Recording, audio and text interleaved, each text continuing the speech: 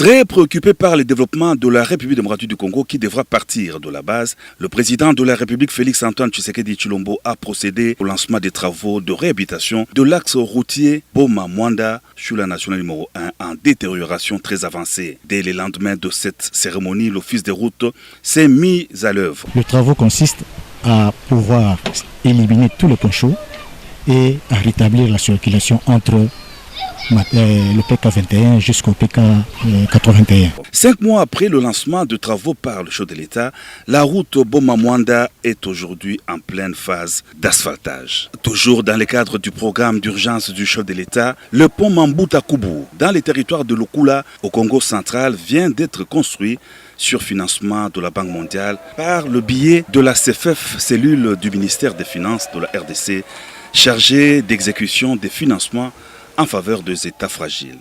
Ces ponts de 50 tonnes et de plus de 36 mètres de large et d'intérêt national, il est érigé sur la route menant vers la frontière de la RDC avec le Cabinda.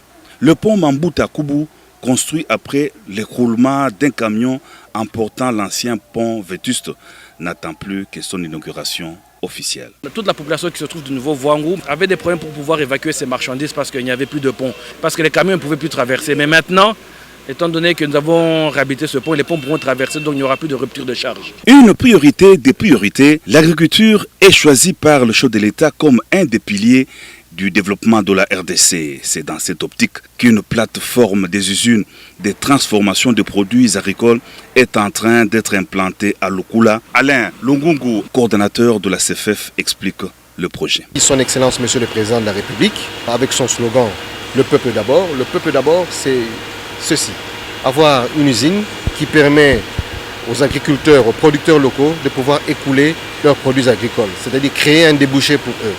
Ça va leur permettre de gagner de l'argent à travers l'activité agricole qu'ils sont en train d'exercer.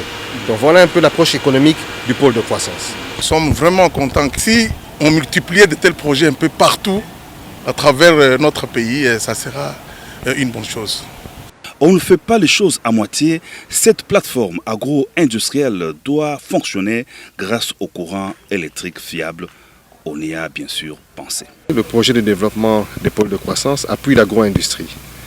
Et sans énergie, sans courant électrique, ce sera un vœu pieux. Là, nous venons de constater la fin des travaux, l'achèvement des travaux. C'est un poste moyenne tension, dimensionné en 220 kV.